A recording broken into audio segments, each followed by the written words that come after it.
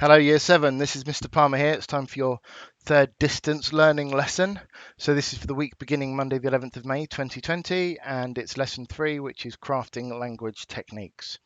So as a quick reminder, our scheme of learning is about experiencing other cultures and creative writing about those cultures.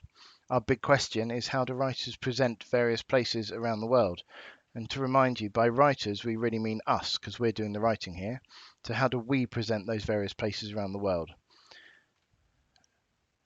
And our learning path skills covered are skill 8, vocabulary, skill 9, language techniques, skill 10, sentences and punctuation. And today we're going to be looking at language techniques, as you might have guessed from the title. So that's moving on from last week when we did vocabulary. And here is your learning path descriptors. So skill 9 is what we're looking at this week. So if you want to pause and have a look at that, please do. Let's move on with the lesson. So this is how at King Alfred's we remember our language techniques. We can call it SOS maps, SOS MAP, SOS map. However you want to remember that is fine. But each of these, the first letter stands for one of those techniques that we use in creative or descriptive writing. And I'm sure most of you will know most of these already. So the first one is simile. The second one is onomatopoeia.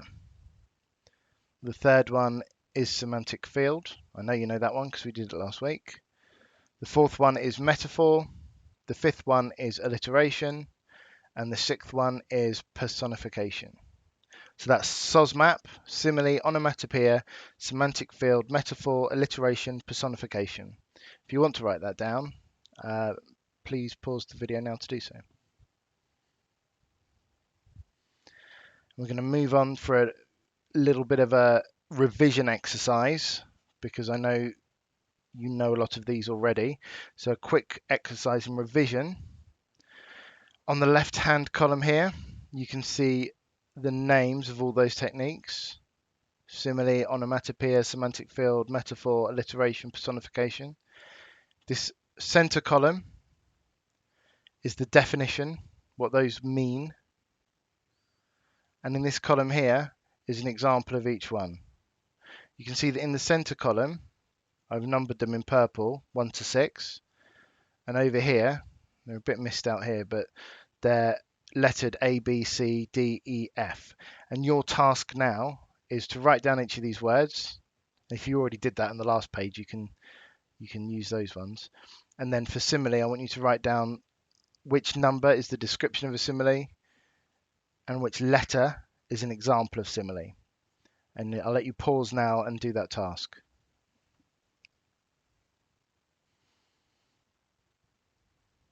If we quickly go through those answers now, I've coloured them here on the left-hand side to make it easier to do on the page. But as we go through, I'll also move those purple numbers and letters across next to the word so you can check whether you got it right. So simile there on the top in the light orange colour. Simile is a comparison when you say the thing you are describing is either like or is as big, as mean, as red, as something else that says the same features you want to emphasize. And our example there was C. Her words were like a hammer to his heart, and his eyes were as dark as the night sky. So next up, we have onomatopoeia. Now, onomatopoeia is words that sound similar to the noise they are describing in order to emphasize that sound. And our example of that one was the dogs bared their teeth as they growled and snarled at each other. So the growled and the snarled sound like what they're describing. So that's 1D for onomatopoeia.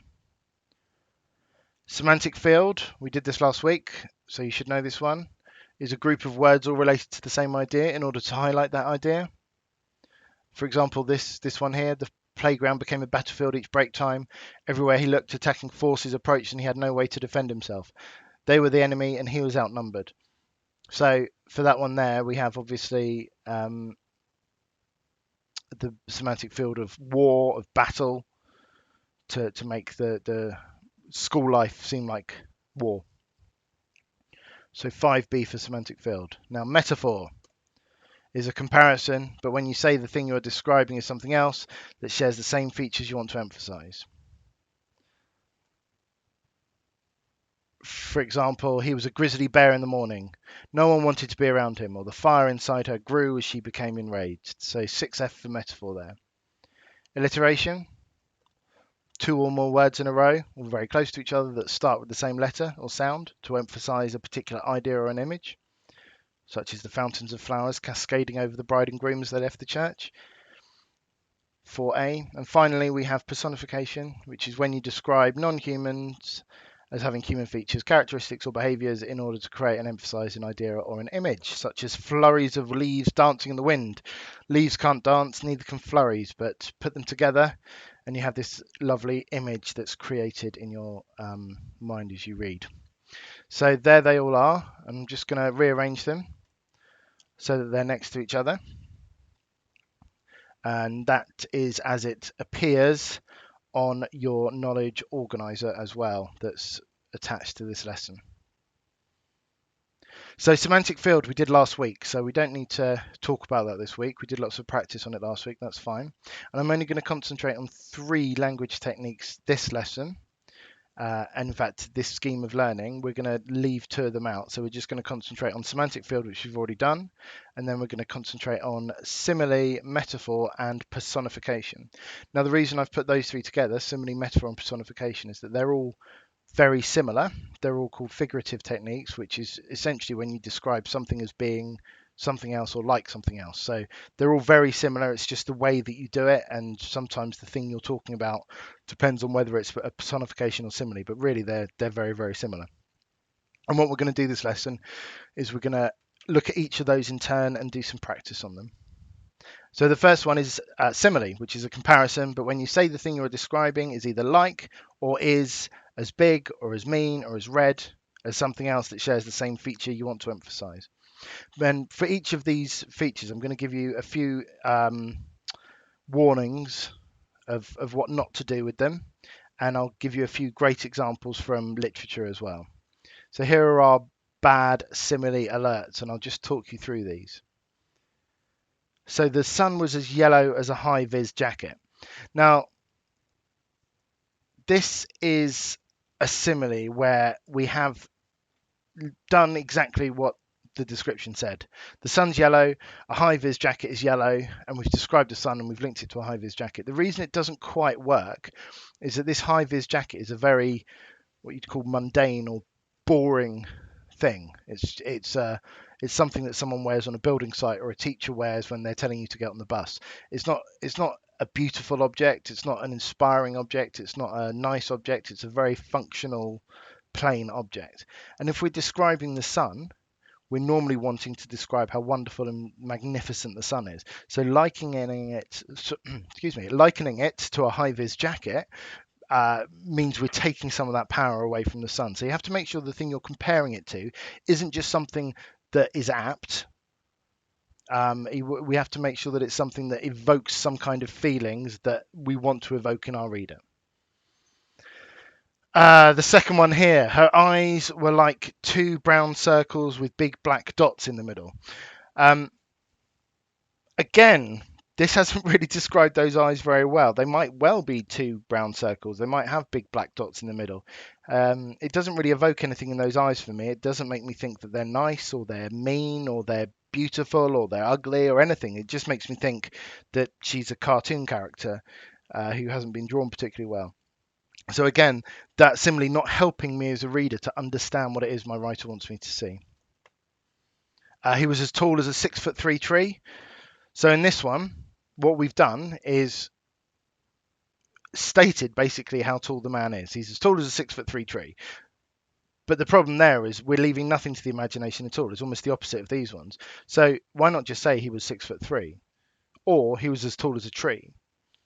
But putting them together means it's not really a comparison. It could be anything. He's as tall as a 6'3" pile of books. It doesn't evoke anything in the reader at all. It just tells us how tall he is in a slightly strange way. So we need to make sure that we're not being overly specific. She had made a deep, throaty, genuine laugh. like that sound a dog makes just before it throws up. So for this one, we have a complete contrast between what we're trying to do here, which is have someone laughing and genuine, that word's there, which makes her sound like a nice person who's really enjoying herself, and the sound of a dog throwing up. A, the dog's not having a good time. B, their owner knows they're going to have to clean up some dog sick in a moment. So nothing from this image here makes us think of someone laughing. So again, we need to make sure that the image we're using balances up with the image we're describing. The lamp just sat there like an inanimate object. So here's an example of where we describe something using a simile as what it is. So a lamp is an inanimate object. It's not like an inanimate object. It is. That's what lamps are. So we're not really using simile. We're just putting the word like in there. And finally, it hurt the way your tongue hurts after you accidentally staple it to the wall. Now, I included this one because it's just too odd. It's too funny to some extent. It's quite a funny image, accidentally stapling your tongue to the wall. But I guarantee that if I'm reading a book, if I've read that simile, for at least half a page afterwards, I'm not going to be taking in anything that's happening, any description of the characters, any dialogue, any action going on. All I'm going to be thinking about is how on earth does someone accidentally staple their tongue to a wall? So we need to make sure that our simile doesn't take the reader out of the work too much. It's worth remembering these because when we look at the other language techniques, some of these will be apt for those as well. But let's have look at some good similes. So here we have one from Peter Pan by J.M. Barrie. Her romantic mind was like the tiny boxes, one within the other, that come from the puzzling East. Now, this is nice, isn't it? So we've got those little boxes, a bit like Russian dolls. They pack inside each other, and we're describing someone's mind as being like that. So it's suggesting to me that there's layers, and you unpack it, and it just keeps on getting more interesting and more intricate as you explore. So it's telling me a lot about that character. Snow lay here and there in patches in the hollows of the bank, like a lady's gloves forgotten. This is from Lorna Doone by R.D. Blackmore. So here we have snow being described as like a lady's glove. So ladies' gloves are very delicate, very beautiful objects. So the snow is being described as delicate and fragile, but also very beautiful.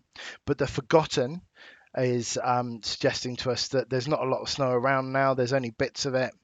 And those little patches are slowly sort of fading away. In the eastern sky, there was a yellow patch like a rug laid for the feet of the coming sun. This is from The Red Badge of Courage by Stephen Crane. Now, this is a book about war, and the soldiers are watching the sun come up. And you can imagine how soldiers in cold fighting circumstances would be so happy to see the sun every morning. And that idea of that patch of light coming on the horizon being a rug, a welcome mat for the sun that is telling us how happy they are to see the sun, how much the sun is an important part of their day. And in the next section, we'll look at a sunset that's also described figuratively. The water made a sound like kittens lapping. A lovely one, this, because if you've ever heard kittens lapping at milk or water, you know exactly what that water sounds like. It makes it sound very, very quiet, very delicate.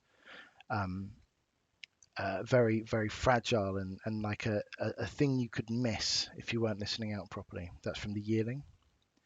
And then finally, this one from Sherlock Holmes, The Adventures of Three Gables by Sir Arthur Conan Doyle. She entered with an ungainly struggle, like some huge awkward chicken, torn, squawking out of its coop. Now this one does have that slight chance of being so out there in its description that it takes us away from the writing, a bit like the tongue staple from before. This woman isn't a huge awkward chicken coming out of its coop. She's a person. But what's happening here is that we're picturing this woman, and all we've had is ungainly struggle. But as she's a chicken, I'm seeing her flapping her arms everywhere, looking about all over the place, maybe with her hair all over the place. So it's conjuring up a lot of images for me of how this person is, and it's telling me a lot about this person without describing her. So there's some similes for you. So here's my picture, and we're going to do this in stages. And this is my picture that I'm going to be writing about to demonstrate to you, and you're going to have your own picture. And what we're going to do is for each of the techniques, we're going to write three, um, uh, three similes, three metaphors, three examples of personification.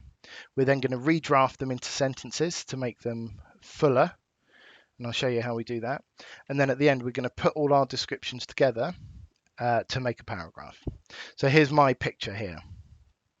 So this is the drafting process that I'm going to describe to you now and explain to you now. I'm going to tell you how I went about writing my similes here. So the first thing I did was to pick out what images I wanted to talk about. So I thought those eyes are looking pretty good on those puppets there. This is a picture from the Day of the Dead celebrations.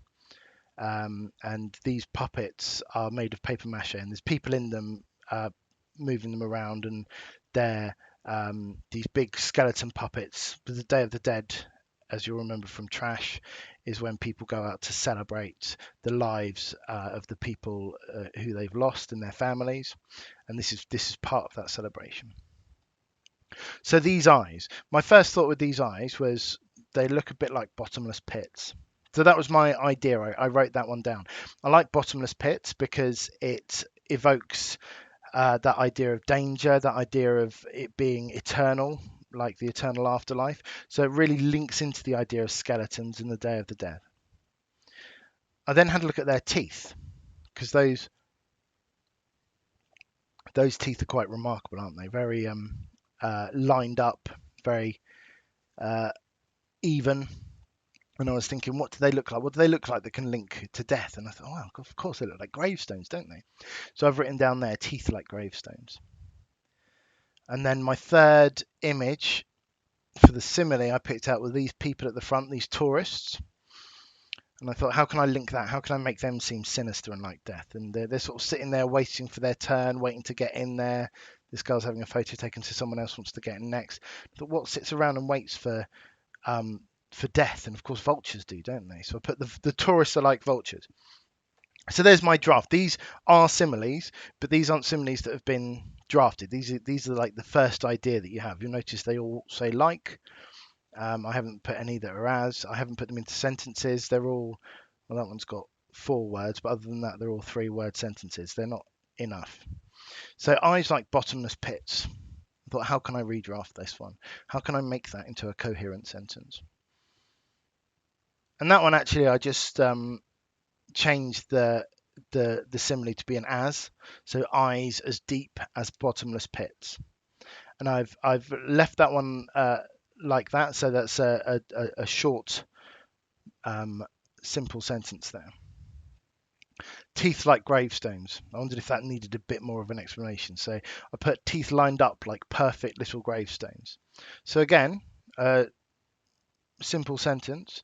I said that they're lined up so that we're conjuring that image of the gravestones all lined up and they're little. I put the word perfect in there just to have a bit of a contrast because we don't associate gravestones with being perfect. So it's a funny image of perfect gravestones. It's something that makes us feel a bit uneasy, that it's quite an unusual image. And then finally, the tourists like vultures. I put the tourists are perched like vultures, awaiting their turn with the dead. So I've put some extra verbs in there to describe what the tourists are doing, and really sort of link that idea of vultures waiting for something to die so they can swoop in and eat it. So that's my first 3 similes. So I'm going to hand it over to you with the similes. Here's your picture. Here we have a couple all dressed up for the Day of the Dead celebrations. They have their makeup on, their gloves, the traditional dress they've got, this strange sort of skeleton baby. I'm going to warn you right now, I'm going to warn you off against writing the man looks like a skeleton or something like that for your simile. That's not really a simile. He is dressed like a skeleton, but I think that's a bit too broad of a simile. We want to focus in on something and find a real comparison there. So I'm going to suggest to you 3 areas that you could write about for your similes if you want to, but by no means does that mean you have to. You can choose to write about your own bits, but do try and, as with the last slide when I showed you, try and draft a simile, just the idea, what's the image, and then go back and write a sentence after you've done all 3. My suggestions would be the man, so his face, his hat. You could look at one feature of his face, like this cobweb here, or his nose, or his chin, or his lips. I thought this area here, so either the skeleton baby or her traditional dress here, the gloves, this crucifix she's got on, this necklace made of roses, this red jewel she's got here. Again, just one part of that. Could you find a simile in there? And then finally, those grave markers there, all lined up. I thought you could try and write a simile about those. Again, you don't have to. You can choose anything else in the picture. I want to ask you to pause now and to write your 3 similes and then redraft them to write into sentences based on the picture. Off you go. Pause now.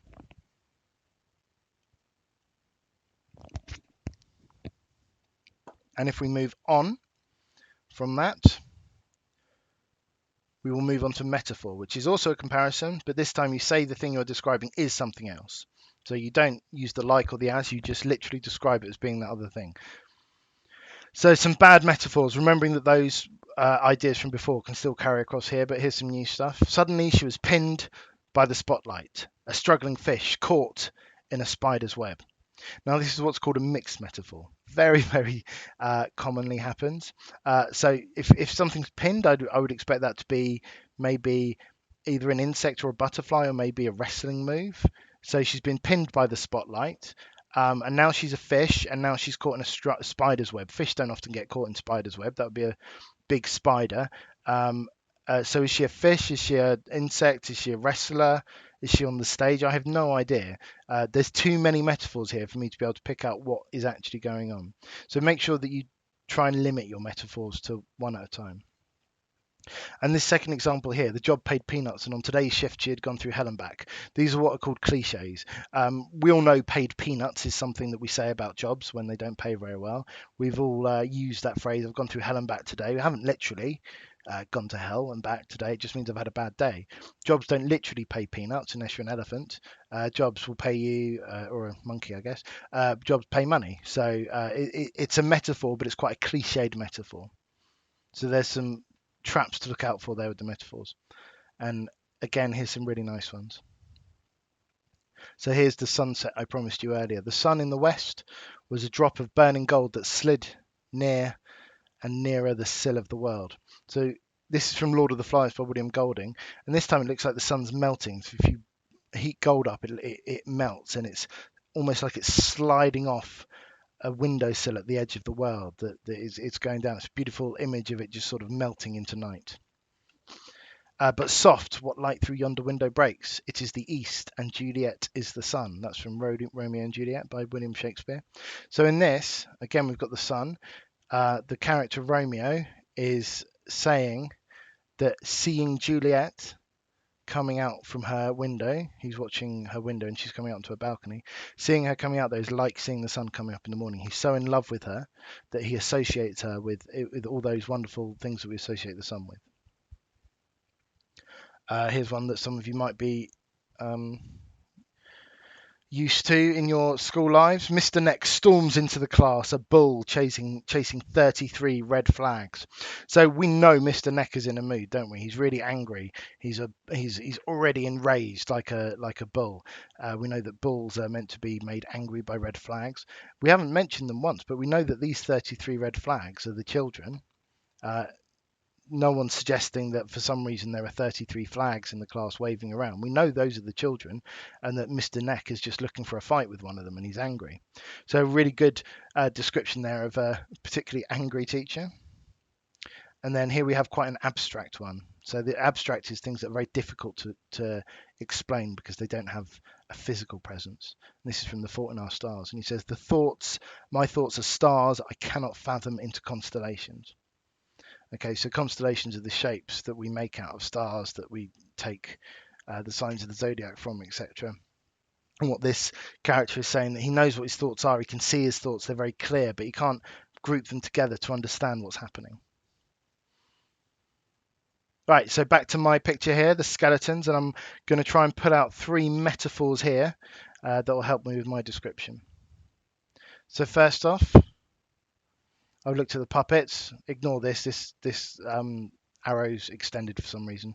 But the puppets, and I thought, wow, they're so big, aren't they? And it's in the middle of a town square. It's almost like they're the statues that you put in the middle of town squares, a bit like the statue of King Alfred in Wanted. And what do we put those there for? We put those there to as a memorial, don't we, or a tribute to someone who's who's very important. So I started with the puppets, and then had a look at the night sky there. Very dark, isn't it? Um, and I thought, to describe the air around them, the air smells of celebration. Now that really isn't a smell. Celebration well, isn't a smell at all. So it's an abstract thought, but it's one that's trying to make us get into that moment and know that what does that smell of celebration feel like? How would we know we were there? What would it smell like? And without telling us, so we don't know that it might smell of um, uh, fireworks and fires and lanterns and maybe people's food and drink and stuff like that. Finally, I had a look at those big walls there, and I thought I'd tie it in with the idea of the puppets being statues. I thought the walls maybe could be monuments um, to the dead. So I've written the walls and monuments there. So those are my three basic metaphors, and it's now about going back and making them into full sentences. So let's have a look at the puppets. The colossal puppets are statues, reminders of the past. So I've added an adjective in there, colossal, which means huge and man-made. A colossus is a huge statue, but like the Statue of Liberty in America would be a colossus. The colossal puppets are statues, reminders of the past. So I've just added that clause in there to tell us that's what these are for, isn't it? They're reminding people of the past. Yeah. The air smells of celebration. I've again expanded that sentence a bit. Hanging thick and heavy in the dark night, the air smells of celebration, but tastes of loss.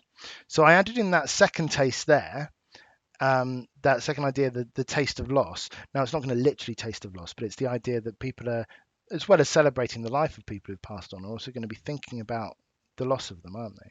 So that even the taste there is a metaphor. And I've just added a clause there at the start of the sentence to describe what the air is like. And finally, if we go to the walls and monuments, the tall walls are monuments to the dead, their names written in years of dust and blemishes. So I haven't changed that first bit much. I just added to the dead and said that they're tall. But I brought this second idea in here, that their name, the names of the dead, are written on the bricks in dust and blemishes. Now, often if you go to a monument or a memorial, you see that they write, like a war memorial, for example, you see that they write the names of all the people on them. The idea here is that though they don't have names on them, every speck of dust, every blemish on the wall, every chip, every bit of paint was put there by someone, and then it's part of what they've left behind in the world. So there we have our metaphors, which I've drafted and then written into full sentences. Now it's your turn, back to your creepy couple. So 3 metaphors inspired by the elements of this picture. Again, remember to try to draft it first. Just think about the image and then write it into a sentence. Don't try and do both at once. So I thought that the couple or the family unit in general could be one of your metaphors. And then the baby. So it's either that you're doing all 3 and then the baby, or you're doing the couple and then the baby. That's up to you. And then I thought this crowd of people behind. We've talked about how crowds can be talked about before a bit. So 3 ideas there. Remember, write the metaphor first and then put it into a sentence. So you've got 3 sentences to use at the end. And pause now. Thank you.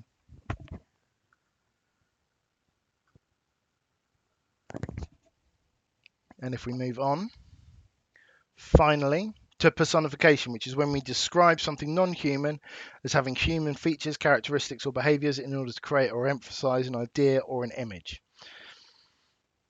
And here's our bad personification alert. Personification is wonderful when it's done well, and it's just plain odd when it's done badly.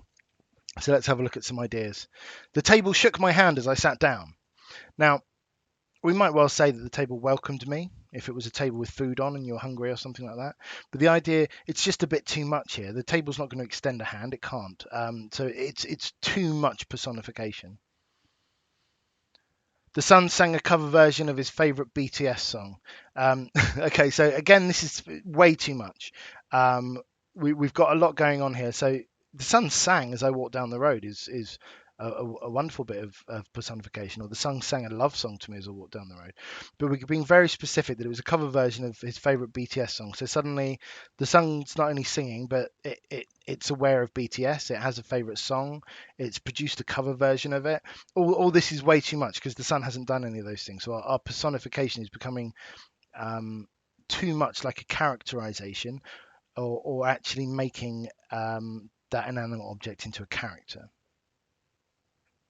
The door opened happily, and this one's got its evil twin. The rain dropped down sadly, and this is a warning that just putting an adverb into a description does not turn it into personification very well. Why was the door happily opening? What was happy about it? If a door's opening happily, can you describe that in any way other than just saying it was happy? Same as the rain. Why is the rain sad? So these are just this is one of the ones that people try to do often. They'll just put an adverb on there to make it sound a bit human-like, and it doesn't really work. And here's some good personification. This is from Pride and Prejudice by Jane Austen.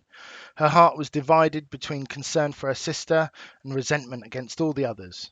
So here we have a character's feelings being described, their thoughts and feelings, but it's being related. It's her heart as being described as doing these things, not her. So a heart can't be divided. I mean, a heart is divided into chambers, but a heart, it just beats. It's not there to think. But we're putting this character's feelings into her heart instead. So it's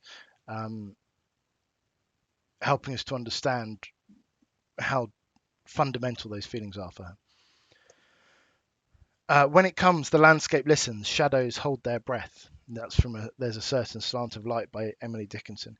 Now, this is someone walking in the nighttime, and you've got the idea of the landscape listening to you, how dark it is at night. There's no sounds anywhere.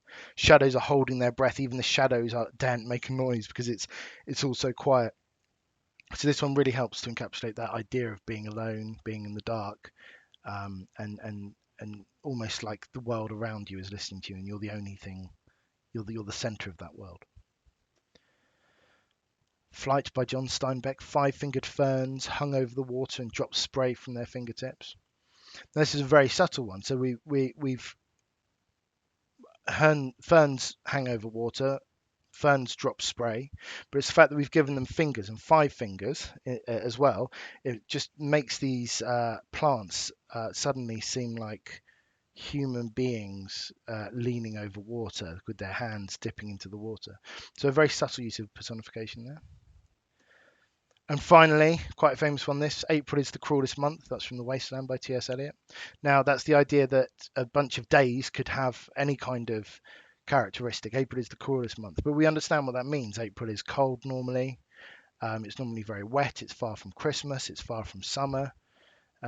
It's not a nice month. It's not something that people enjoy. But the idea that a calendar can have characteristics is obviously not true. So we're personifying April as being particularly mean and cruel to people. So I'm going to have a go now. I'm going to find 3 things in this picture that I can personify. I'm going to start with that dark sky and say it's threatening. Okay, that may be a bit of a cliche, but dark skies normally can be a bit threatening, especially if we're writing about death as we are in this bit of writing.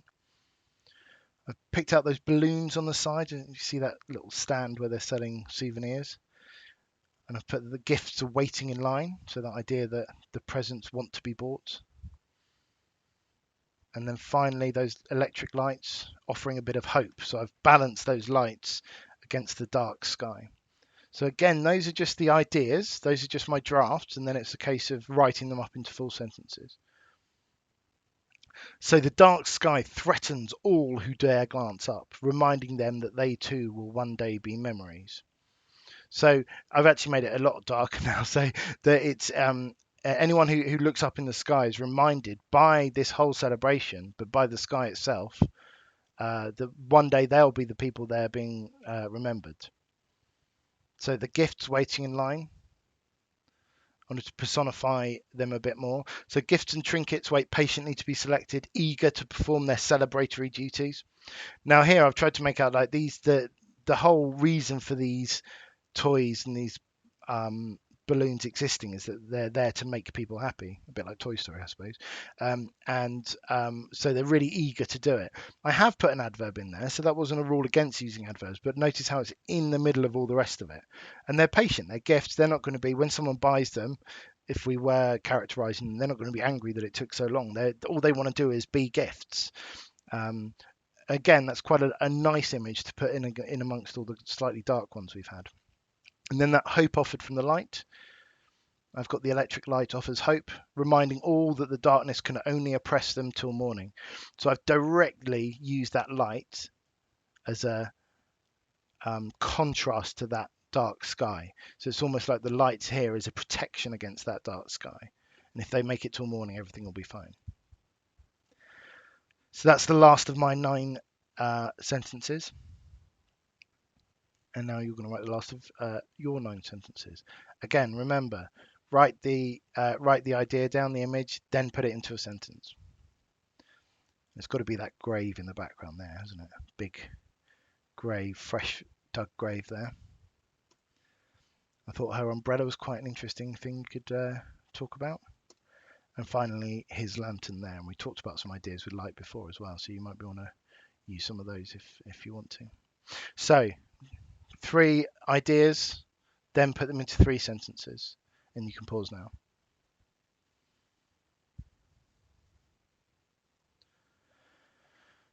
Okay, and then we'll move on. So this is my paragraph that I've put together. I've put a few bits in red. Now those are the only extra bits I added in. So after I'd written my similes and my metaphor and my personification, I then had a look at them and I've put them in different orders. You'll see it doesn't go simile, simile, simile, metaphor, metaphor, metaphor, personification, personification, personification. I've done it all separately and then I've put them in together. Sometimes I've joined 2 of them together, like this one here. The colossal puppets and the teeth and the eyes have all been put into one sentence. But those red bits are the only extra words I added on. You can see that they're just really connectives to keep the description going. So hanging thick and heavy in the dark night, the air smells of celebration but tastes of loss. The tourists are perched like vultures awaiting their turn with the dead. Towering over them, the colossal puppets are statues, reminders of the past, with eyes as deep as bottomless pits and teeth lined up like perfect little gravestones. Nearby, the tall walls are monuments to the dead, their names written in years of dust and blemishes, while gifts and trinkets wait patiently to be selected, eager to perform their celebratory duties. The electric light offers hope, reminding all that the darkness can only oppress them until morning. But still, the dark sky threatens all who dare to glance up, reminding them that they too will one day be memories. So there I've got that lovely paragraph there, using just those ideas that I came up with by looking at my picture. So your final task, year 7, is to organize your 9 pieces of figurative language into a paragraph discussing or describing the picture. Again, you might want to add a few words in just to make it read like or flow like a single piece of continuous writing. So if you pause there and do that, and I will wish you well and look forward to recording another video for you next week. Stay well. Year 7, thank you.